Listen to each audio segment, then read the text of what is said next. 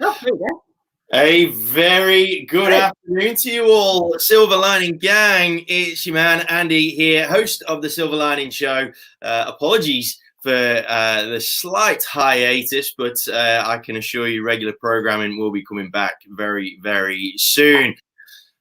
Now, an apology to all of our viewers. Why on earth it's taking me this long to get this individual on the show is beyond me. Jo Mooney is a salesperson in a real estate firm in the southeastern suburbs of Melbourne.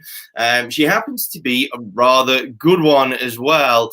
And, you know, aside from anything else, and aside from the fact that she does describe herself as a bit of a lone wolf, her attention to people and her attention to consumers and her attention to how people are behaving is quite unbelievable. And aside from all of that, she's a really good friend of mine. Jo, how are you?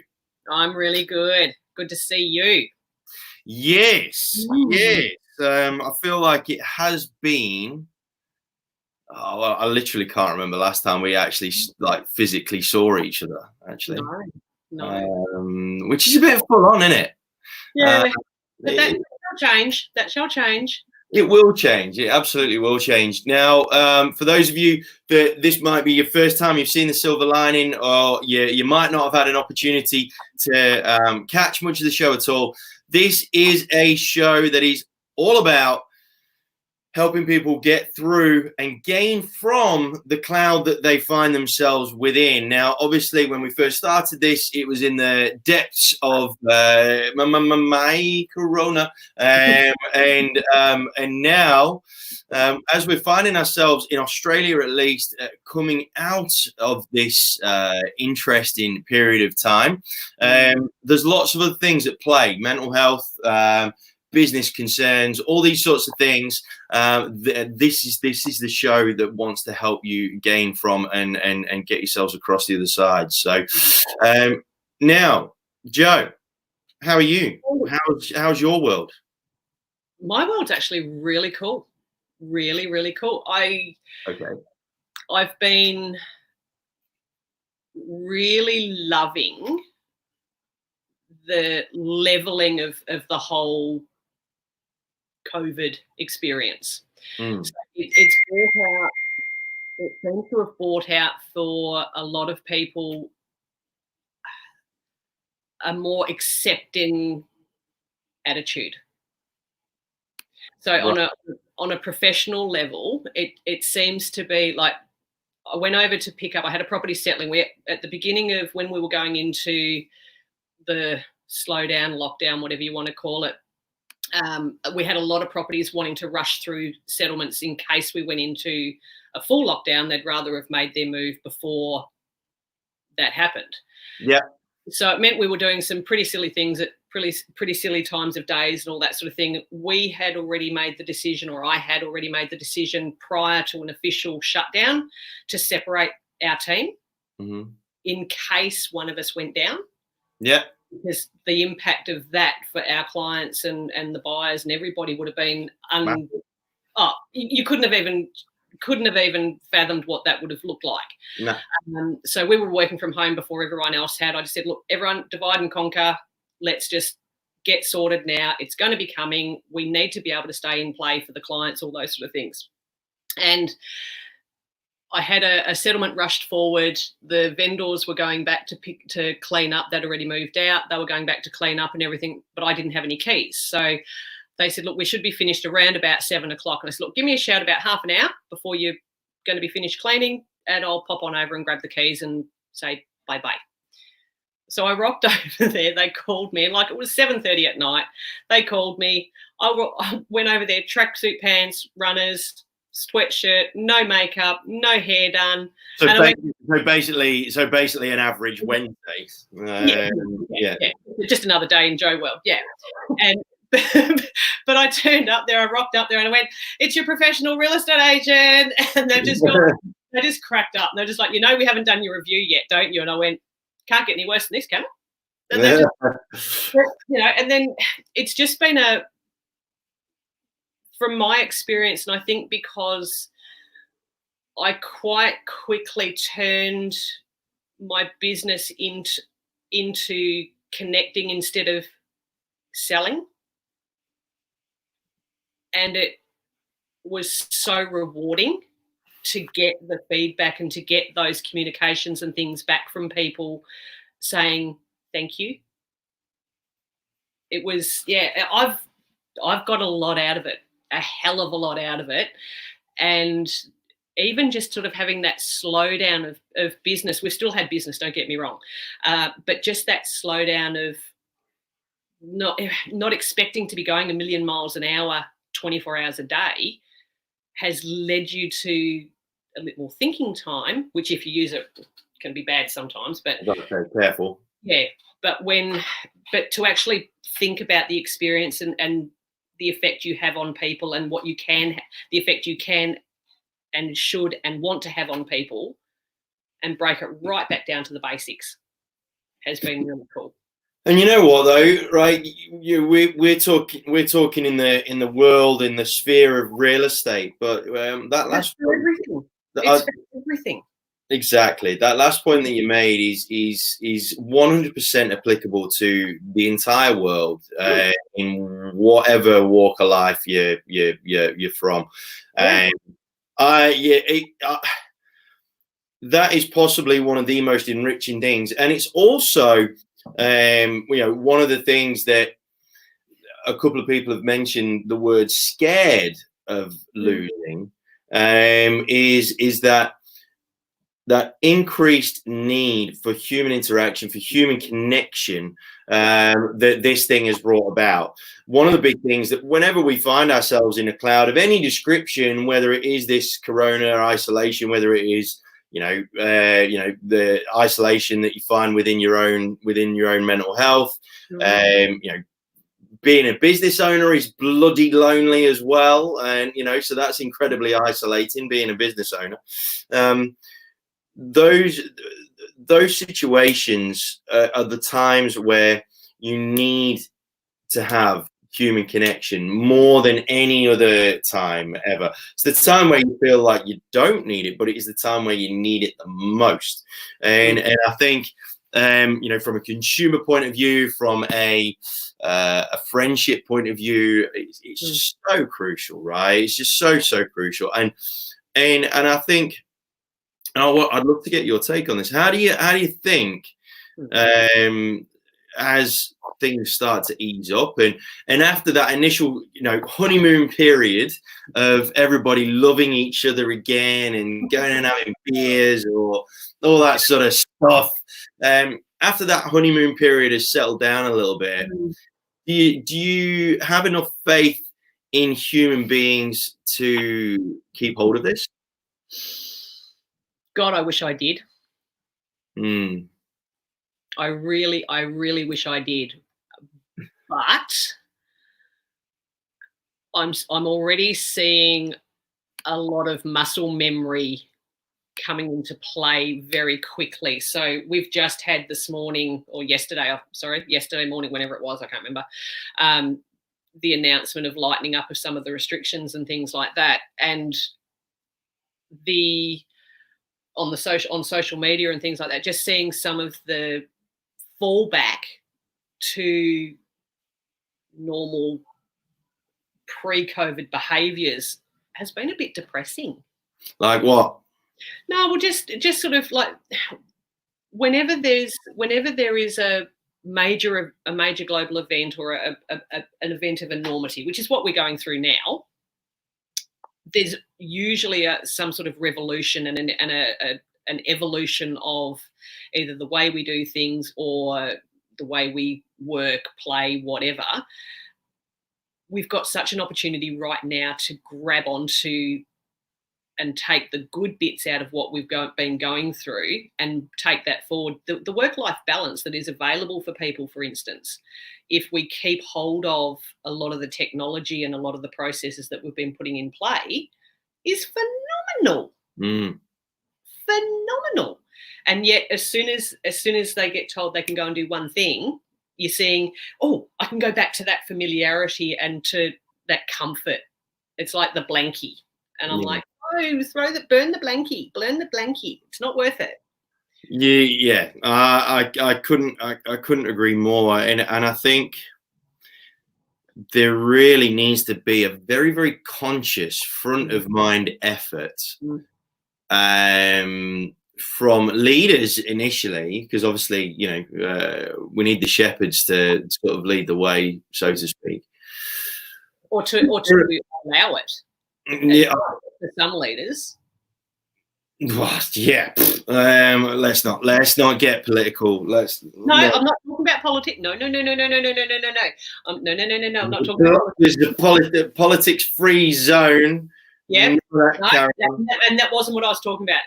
It was more to do like with workplace and things, that we've had the technology, we've had all the capacity, the capabilities, and everything to be able to do things the way we're doing them now, obviously, because we are. But there's been a resistance from high-level business leaders and things like that with regard, the CEOs, with regards to, will my staff actually be productive while they're working from home? Is this something I can let go of and trust? And what processes would we have to have in place? And they now know they can, because they've been doing it, and they've been bloody well homeschooling at the same time. Ridiculous pressure. Being the parent that I'm not, I'm more than qualified to comment. But if people are able to get through their work and homeschool with technology, then what sort of life balance and moving forward life of opportunity have we got? I think with respect to parents everywhere and whatnot, because there's lots of parents that my beloved better half included, as soon as the 26th of May got announced, like her eyes lit up like a Christmas tree sort of thing.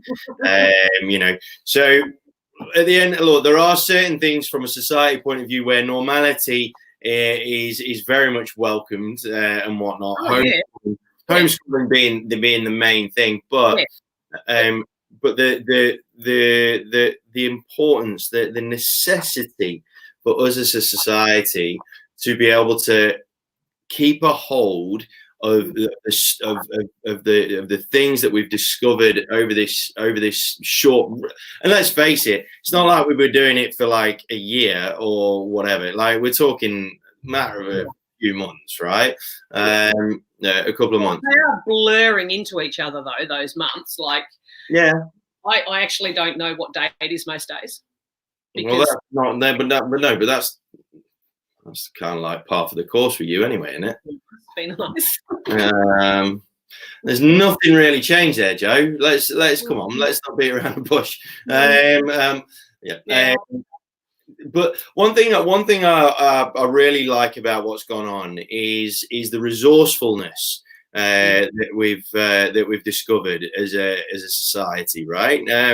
We talk about having all of the opportunities, the resources, the skills, the kits in the world available to us.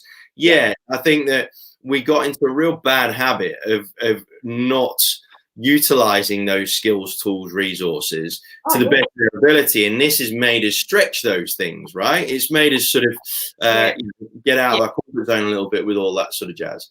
On that, you know me, and I like paper. And paper is a comfort thing for me because I'm a little bit older than some. I have printed 2 pages since COVID. Everything else is paperless. But how good's that from an environment point of view? Mind blown. Like, seriously. You just sit there and you go, well, there's workarounds, there's other ways of doing it, and we have cloud-based things for a reason, and we do this. We have it all there. It's just now I have to use it, and now I'm really comfortable with it. Yeah. And the thing is, like, none of this stuff was new. Like, it was when I was talking about online auctions to someone, I said, look, pretty confident that everybody knows how to use a phone, and I'm fairly certain You're going to take care of that. And fairly certain that that video conference calling and video conferencing has been around for a good couple of decades. Yeah, yeah. I'm fairly confident of that, and that's the thing, right? It's that fear of using stuff that's been around for donkey's years is insane, and it makes you think what other stuff is kicking around that we've not taken advantage of, or not used, or not utilized, or not even noticed. Right? Well, I think most of the things that we need, I think now we've pretty much got a good handle on. But if we stop, it's like everything. If we stop using it now, then what? Why? And to that point, we thought back then that we had a pretty good handle on everything. You know, we're smarter now. So, right. But that's exactly it. Like, we talk about not falling back into old habits. Probably one of the oldest habits is that assumption that we do have a good handle on things, and that we're all right. We're in modern Australia or England or wherever we are. The world's fine. We're good. Like, we're spot on. We know what we're doing. And I think that's probably the oldest habit and the worst habit that we do need to eradicate. It's that laziness around not challenging the status quo. It's about having your eyes open as well. Yeah, we're not talking about making revolutionary changes here. We're talking about just, like you said, having your eyes open to even attempting to grasp the possibility that things might be a little bit better if you did this, or if you tweaked that, or looking at it from a macro point of view and actually taking our responsibilities as human beings a little bit more seriously when we talk about things like the environment. I mean, you and I, we're not the most responsible people on the planet, but Speak for yourself. Wow. But there are responsibilities that we have as human beings that we've just completely ignored. Environment. We talk about You look at the sky over LA at the moment. Yeah. Phenomenal. Or the canals in Venice. Yeah. Or it's like, holy hell. It's just mental, and I think that's probably one thing that and neither of us. It's not like either of us are going to go chain ourselves to a tree anytime soon. Oh no, we are not those types of people by a long way. But at the same time, like, I think that the media. I think that is one thing that I really wish the media would.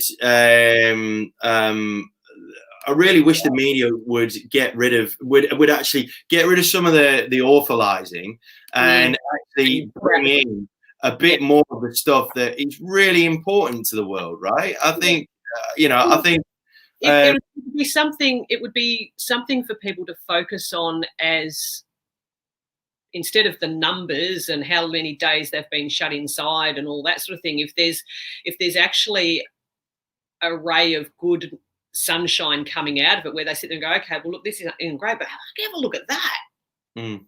That, I mean, the earth is resetting itself. You've got wild animals going into cities in America because they can.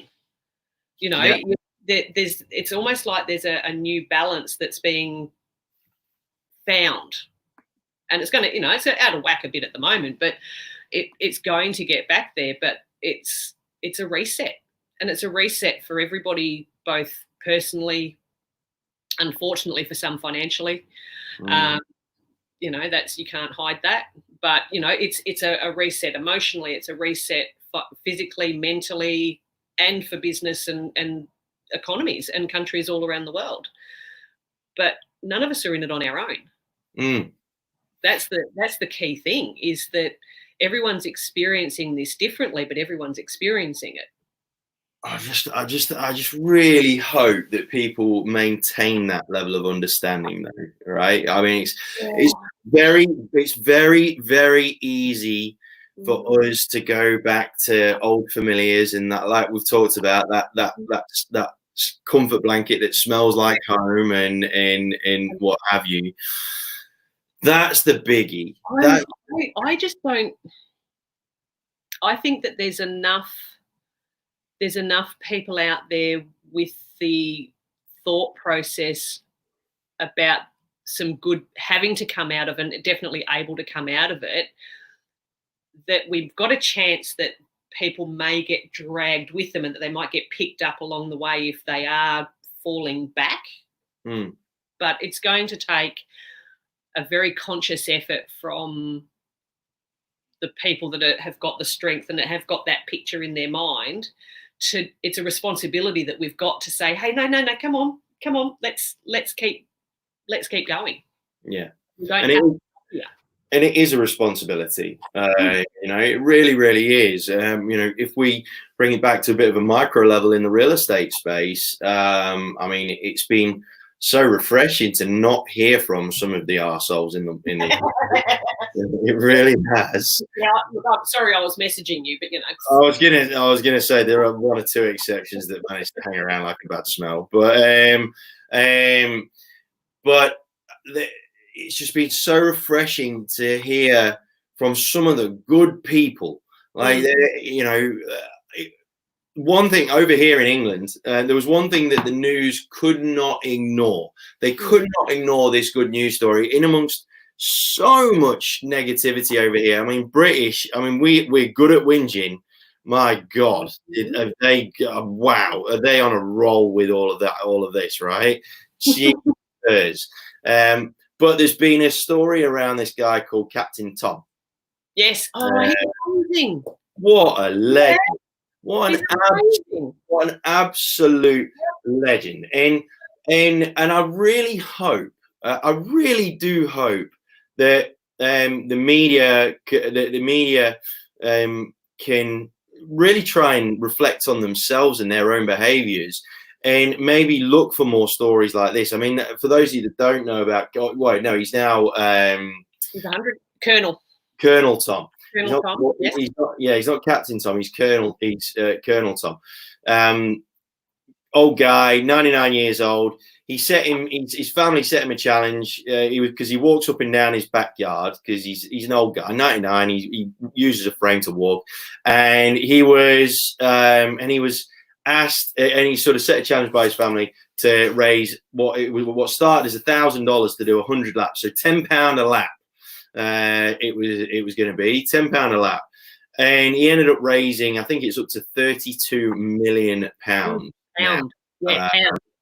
Pounds, not Aussie dollars, pounds. So we're talking 50-60 odd million dollars Australian. That's just ridiculously good. But you know what? All it was an old guy walking.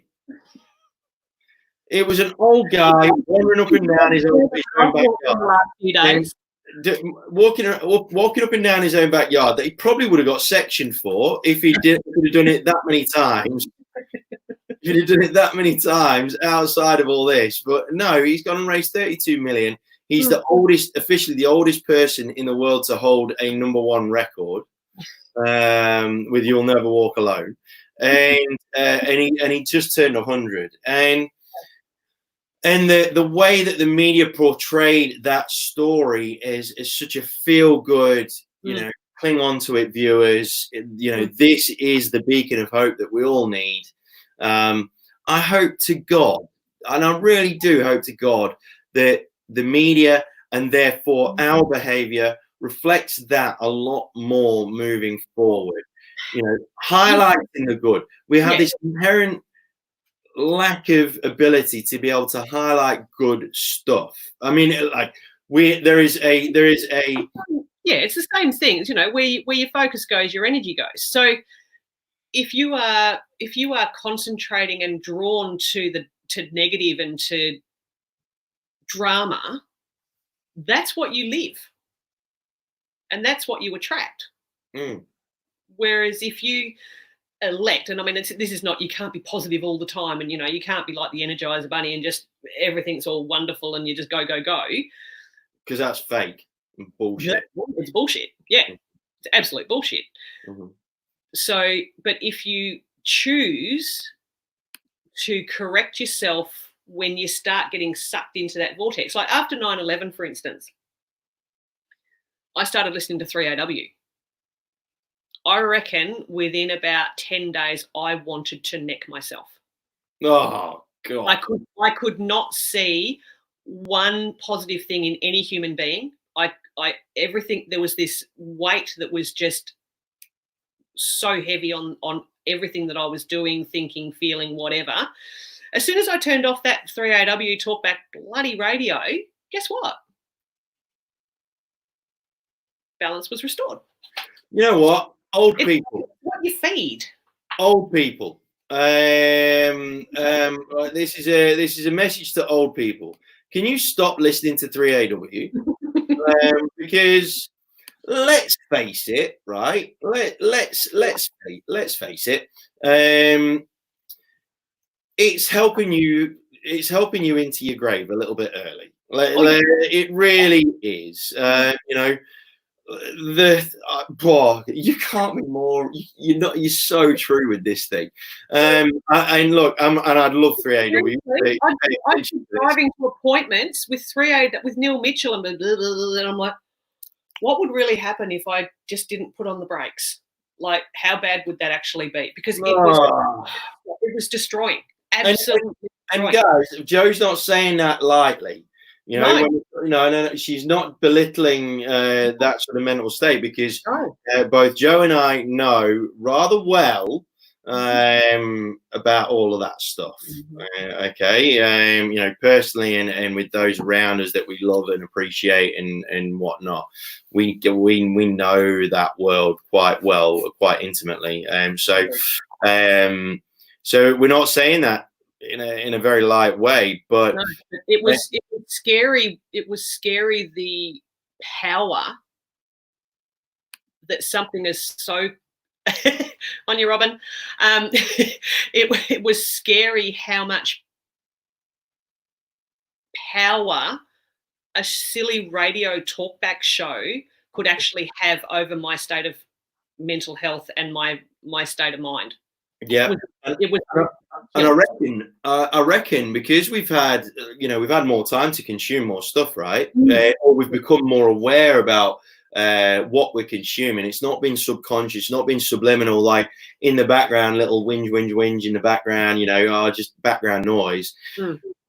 We've become way more sensitive to what we are consuming as human beings, I feel, and therefore we really need to do an audit of that as humans. We're taking on, like, we're exposed to everything 24 hours a day now. I mean, you ask yourself, especially while we've been in slowdown, lockdown, whatever you want to call it, where has everybody been? They have been on the internet. They have, apart from Netflix, they've been on the internet and they've been on social media. So depending what is filling your feed in social, and obviously whatever you're clicking on and whatever you're exploring online and things like that, is what is then going to be fed into your news feed. You are determining the diet that's going into here. 100%. 100%. Look, that is something that's not really been talked about on the Silver Lining, but it is so ridiculously important. And I think, and on the point that I made before about our knowledge of mental health challenges and experiences with mental health challenges and whatnot, I think it's a really good thing that we are talking about this, because, much like your physical state, your mental state needs fuel, and it needs fuel through stimulation, through content, through all this sort of stuff. And what you consume will consume you. Yes. I think I definitely didn't read. I don't read. I heard this stat, right, that if out of the energy that you have in your body, a fifth of it is taken up by your brain. Your brain your brain consumes a fifth of your energy in order to function, right? That's a stat that I heard somewhere from someone much more intelligent than me. I'll try and find it. And when you think about it like that, if a fifth, 20% of our body's energy is consumed up here, and you are feeding it with crap that is just so bad for your own health and well-being. Yeah. It is no wonder that there's lethargy in the world. There's apathy. There's a don't care. There's a selfishness in the world, because up here is consuming so much of our bodily function and our bodily activity, yet it's something that we ignore so much. Everyone talks about physical diet. Your mental diet is vital. Yes. Interestingly enough, when we were approaching here in Melbourne, when we were approaching the potential lockdown, and it was a really awkward time. It was a limbo, and it was just like, oh, for God's sake, just get it done with. Like, just do it, because everyone was in a holding pattern. Everyone was on edge. No one knew what was going on. And I'm really fortunate that I've got connections with agents all around the world now through my coaching. Right. And hey, look at you. I've got connections with people all around the world. Look at me.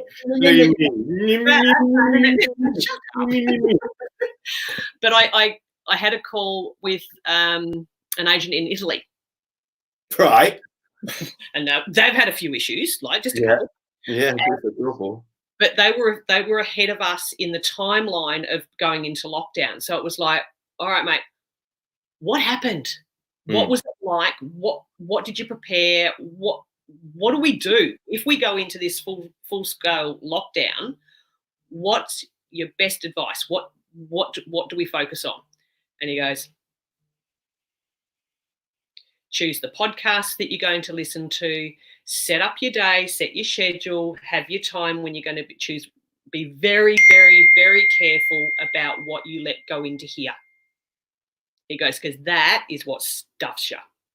You can handle being in your own home, and he's in an apartment, so he's not got a lot of, he can't go to the backyard. He's in very much confines, and the insight from that then made me really assess and think, all right, what do I need to put in place so that I don't sit there and on the couch just going, let's watch Netflix. Like Ken is watching some really violent stuff on Netflix at the moment. I actually think he's plotting my death.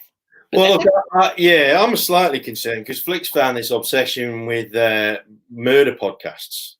Oh, cool. I'll get her and Ken together. No stress. All good. So the silver lining might be broadcast. It might be coming to your life from two very different faces when I get back. It's just such an important point. And on that, I also want to talk about self-talk as well with you. All the time. Best advice I get. But I mean, the challenges that I'm facing in my story right now has brought this point so much to the forefront of my mind, because the way that we talk to ourselves and communicate with ourselves is so unbelievably critical. It's so unbelievably critical. I think without getting the violins out and going into any great detail, Jo can testify to this. I would probably have more of a right than most right now to be a bit miserable, to be a little bit down in the dumps, right? With stuff going on. Safe to say it's pretty heavy. But the way that I am choosing to think, talk, believe about it, think and talk and therefore believe about it. You can't just go, right, I believe in this now. No, because that's that positive thinking. Oh, absolute bollocks. You can't just, if people tell you to snap out of it, then you know they just don't have a grip on how reality works, or they are ignorant to how the human mind really works. But it does all start with how you communicate with yourself. If you wake up in the morning and you go, oh God, morning, and then you will go into your day feeling that way. You absolutely will. Now, this isn't fluff. This is not fluff. I'm telling you now. I was a little bit. I was like a little bit. Is this a little bit fluffy or what? I don't know. Even with everything that with my mental health challenge, like I'm not sure. But I'm waking up every single morning, literally saying to myself physically on occasion, if I'm really, you know, on the edge, literally saying to myself in the mirror, Andy, you know, I've got way more, and I don't say you've got way more to be grateful for, because that again infers that you are trying to dictate to yourself, which is falsifying it. Yeah. Andy, I have got way much more to be grateful for than I have to be grumpy about today. And that in itself just gives me a small, even minute endorphin rush that just gets that boulder rolling. Yeah. And that, you know, and sometimes that boulder feels real heavy at times. But it's like when they say, you know, when you get up in the morning and just have 3 things that you are grateful for, not a whole list, just like I am, you know, 1, I woke up. Fucking great day. Good start. And then, you know, you start that off with, you go, okay, it's all good. Yeah, I wake up and my back might be sore or whatever, but I woke up, I can feel pain. That's fantastic. It's all about just making a conscious choice about how you're going to approach what you know you've got ahead of you. Yeah, 100%. 100%. I can't stress to people enough how important your self-talk is. Like you set the tone for your own music, for your own track, and we are our own orchestra. Yeah, and we have to understand as a society how incredibly vital that is. We all need to start rejecting the mass drivel, the mass negativity that, you know, you could even dare say, you could even talk about, and I'm not doing the whole conspiracy theory carry on, but go on, here we go. There's a few of those going around. You could suggest that, you know, we as a society, we're being controlled by what we're being led to consume. You know, the media. How many people have you spoken to, guys, recently? How many people have you spoken to where they've said, "Oh man, it's all just negative on the news, isn't it?" Like, and it's just so true. I mean, I've not watched the news in God knows how long, because it was brought to my attention a few years ago when I was a lot more attuned and a lot more sensitive to negative information and negative talking and negative people. I was really, really sensitive to it, and that's where I was like, nah, I need to get this out of my life. And I think, you know, when we look at it again from an insular point of view within real estate, it's so easy to criticize. You know, I was listening to a podcast that I would highly recommend every single person on this planet listens to.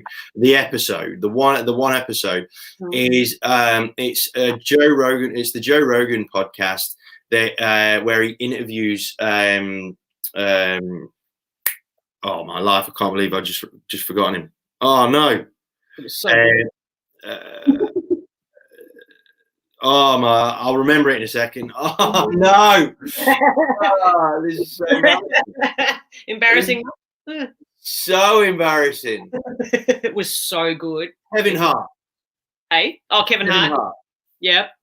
the Joe Rogan podcast with Kevin Hart. Okay. In that, Kevin Hart, Joe Rogan goes down a really good path from a question point of view. And he talks about, why are you so positive? Why are you this? Why are you so? And Kevin Hart makes such a good point, because he says, because it's not cool to be positive. The world has told us that it is not cool to do good things and be nice to people and say nice things to people and bring good energy. It's you're a geek. You're not trendy by being positive. And he goes, well, bollocks to it. I'm going to be positive. That is what I'm here to do. I don't care if I'm not cool. I'm just going to keep doing it. And that for me was just one of the best, most refreshing things that I've ever heard come out of a celebrity's mouth in my life. But do you think that it's not cool or not well received or whatever is because most people perceive that it's fake? To a degree, I think that a lot of it, I think more so a lot of it is to do with the fact that it is a lot easier to drag people down than it is to go back them up. Oh yeah, 100%. I think it's a hell of a lot easier for us as human beings to go, it takes more energy to be positive. I'm just going to bring it down to me. I think when it comes to any type of industry, and I was having a conversation. I was having a bit of a conversation over messaging with Chanel McCasey from Titanium Recruitment, because an affiliate of hers has just got absolutely there's this one absolute sort of cretin that is bombarding her media with negativity and so on and so forth. And she said, interestingly, why are women really, really quick to get that tall poppy syndrome happening? Really quick. But interestingly enough, I've not unfriended some people, but I have unfollowed because I don't need their shit in my feed at the moment. I don't want it. It is not doing me any positive service at all. I don't dislike them as human beings, but I don't need that shit right now. Absolutely. No space for it. I just need to take a break from that for now because it's not helping. And you need to, and on that, we are again part of this audit that we're talking about in terms of what we are consuming and who we are consuming and why we are consuming. Part of that is the audit of who are we listening to the most from a social point of view, from circles,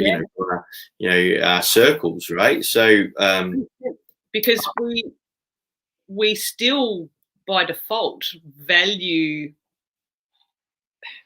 different people's input, take it on board, but we've had to take it on board, and it's had to have an effect on us before we've been able to process it and assign it its category and decide whether it's good or bad. So it goes through the filter process first, but at the moment you can't afford to add any more shit into that filter. There's enough there that you've just got to stop supplying it for a bit. Well, I think it's not even a just now. I think this is a forever thing. I think we would be a lot more productive as a community if we were to focus on the more positive as opposed to, and look, gang, Joe and I, we are not fluffy. We are not fluffy individuals by a distance. We are so ridiculously practical. It's not even funny. That's one of the reasons. So, full disclosure, and I probably should have said this at the start. Me and Joe, we've known each other for some time. We've been good friends. We became good friends very, very quickly. And part of that is because We are so black and white. It's not even. There's not even a mild shade of grey that exists on the shadow or the blurriness of a black and white line. It's no. And brutally so on occasion. All right. But what we're saying is so vital. It doesn't matter if you're an alpha male, you're a shy female, you're an old person, you're a young person, you're black, yellow, brown, white. Does not make a damn bit of difference where you are from, who you are, what you're about. When it comes to this sort of stuff, when it comes to internal dialogue and external dialogues that you are inviting upon yourself, and that's irrespective, right? We talk about, there's some people we can't even, but there's some people we have to put up with. There is not. The people that you love the most and care about the most, if they are if it's your, spouse or parents or relatives or whatever the case may be, if they are the people that you love the most, you owe it to them to hit them up about it and saying, you've got to change your dialogue.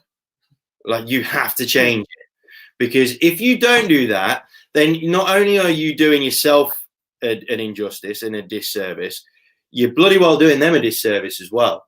Because what we said just before is so relevant. If someone's talking to you and just saying, oh yeah, no, look, it's all a bit crap at the minute. Yeah, look, nothing's happening, and da da da da da da da.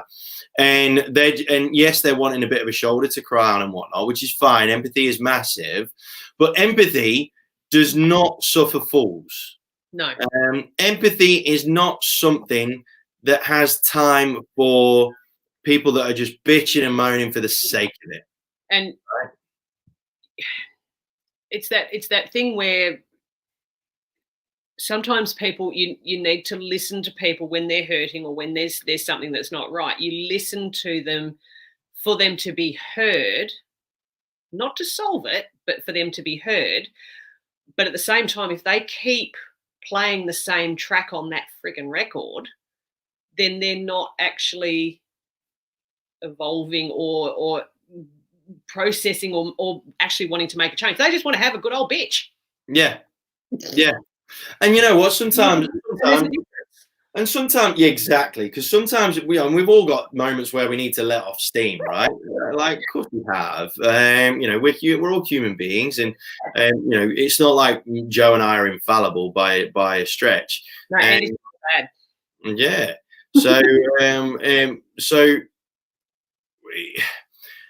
But like, if someone is singing the same song time and time and time again, or their behaviors are so drawn to the negative time and time and time again, you owe it to them as a friend, as a child, as a son, as a daughter, as a parent, as a partner. You owe it to them to bring it to their attention. And now how you bring that to their attention is very, very interesting. And if you are, if you're listening to this and you are, while we're talking about it, you are identifying people within your sphere that you're going, yeah, that applies to that person. Wow, that sounds like this person, whatever. If you're not sure about how to approach it with people, ask help from someone professional. Yeah. Go see someone, because doctors, psychologists, psychiatrists, helplines, they aren't just for the people that are struggling. They are for the support network around that person that is struggling. 100words.com.au, Turts, Craig Turton. It's about mateship. It's about what the mates around the person that is suffering from depression can do to help. Yeah. That piece is so critical, because the one thing that, unfortunately, I think Google came out with a stat. I think divorce lawyers has come up as number 2 in most searched items over the last month or something like that, right? I'll be honest, it doesn't surprise me. Not at all. But a lot of that would have been brought about because of the lack of awareness as to how to approach subjects and topics that are causing concern to the individual. Stuff like the whole thing about mounting out of a molehill will be so prevalent in society right now because like we've said before, we are a lot more sensitive to what's going in right now, a lot more sensitive to it. So if you've got a short fuse and then your partner says that something that might have the best intentions behind it, they just didn't do the homework on how to actually broadcast it. And average Joe isn't expected to know how to. That's not what we as normal human beings, average human beings, do. But there's people that can help you know how to approach it and to get a good result with it and to lead a conversation into the right direction that is positive. And I don't mean happy positive, but as in a step forward to improvement. Constructive is the crucial thing here. You know, we're like, the silver lining. It's this show is not happy clappy. This show is practicality, things that are constructive, that will get you through things, that will help you move on, move forward, evolve, gain from.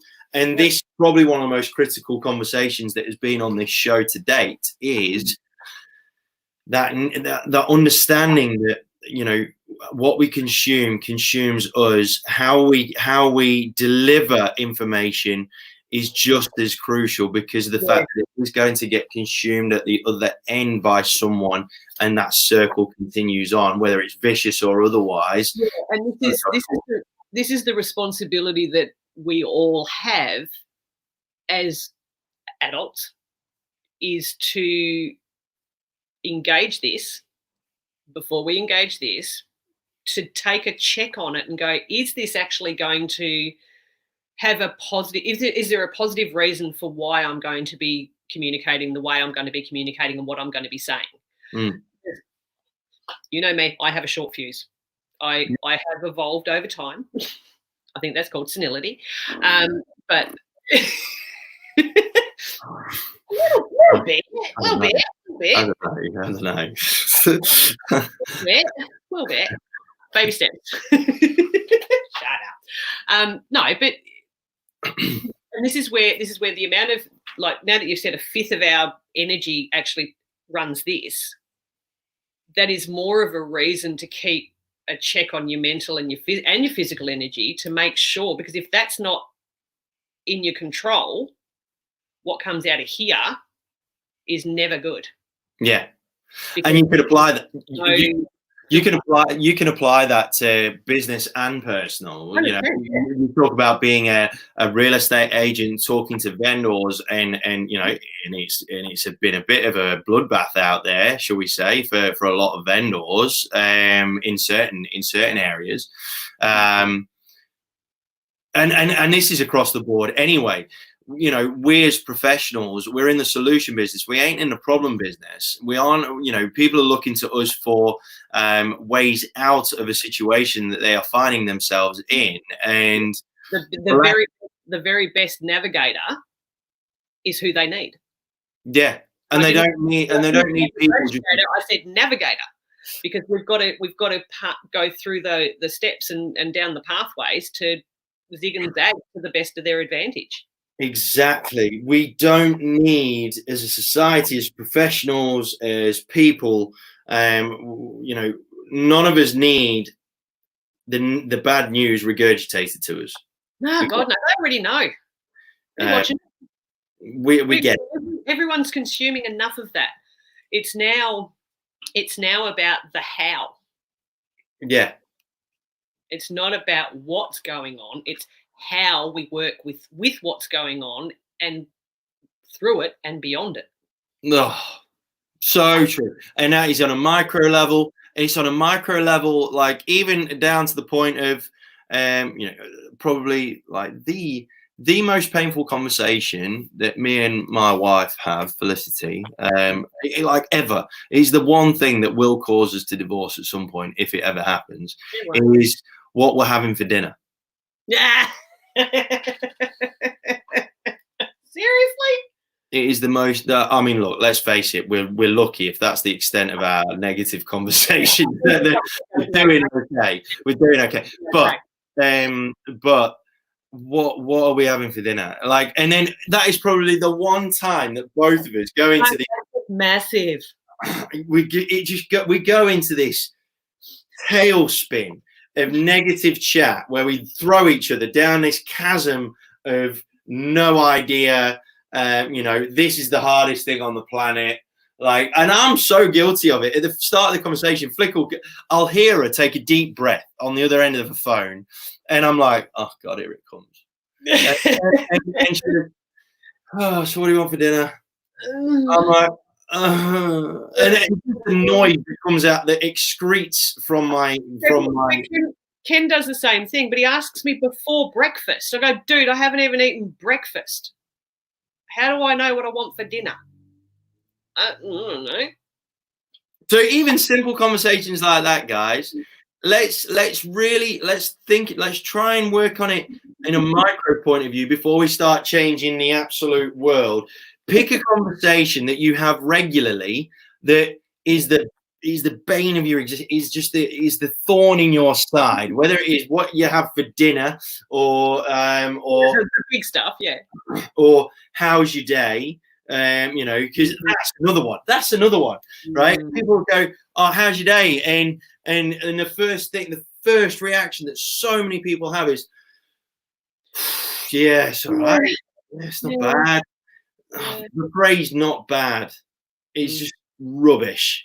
It's just the worst. And that is something that you and I, we subconsciously or consciously, or probably it was consciously at first, but now the start of our conversations, guys, that me and Jo have, when we ask how we're doing, there's always an upturn of energy, and we make a conscious effort to each other. We owe it to each other to give each other like a little boost at the start of that conversation, because we both know and acknowledge, we know how the world works. We've all got troubles and issues, concerns, and all that sort of jazz, right? But we owe it to each other as friends, as professionals, as as mates, whatever you want to call it. We owe it to each other to give each other a little bit of a, right, we're good. So imagine if everyone was doing that to everybody. How good would the world be? If we all took that responsibility, but took that on board and said, all right, how I carry myself, how I communicate, the energy I show and the courtesy I show other people, it's a mirror at the end of the day. So that's what comes back. Yeah. So if everyone was putting all of that energy out without being ridiculous, like without being a ninja spandex wearing motivator, an idiot. Instead of being that, but actually making a conscious decision, because if you've consciously decided that you've got things to be grateful for and you want to put that out there and you want to help other people get to that point as well, then you're going to it would just be this circle of people making an effort, not necessarily perfecting it, not necessarily always being great, because I have shit days, you have shit days, everyone does. Stuff happens, we're grown-ups. But if you can short circuit this every so often, just to go, shit, hang on, click, I need to actually be aware of the effect I am having and can have on everybody that I meet, that'd be pretty cool. It would be pretty cool. Be pretty cool. It really, really would. I think that is probably the best way to end this show, is on that brilliant little note, gang. It's maybe not a responsibility, but I definitely believe it is an accountability. We owe it to ourselves and each other, to our loved ones, to really give each other a boost. Because the thing is, if you focus on doing that, then, and you get into a really good habit of doing that, then the one time that you do struggle with it, it's a serious issue. Or not only that, when you start to, if you start to struggle with it, if you're around your normal people who are used to seeing that, they will give that back to you, which might kickstart you again, because that's what that's what you're then surrounding yourself with. And if that doesn't kickstart you, then someone's going to recognize, even if you don't, that something's not quite right. 100%. And, you know, the flags are up at that point. 100%. Jo,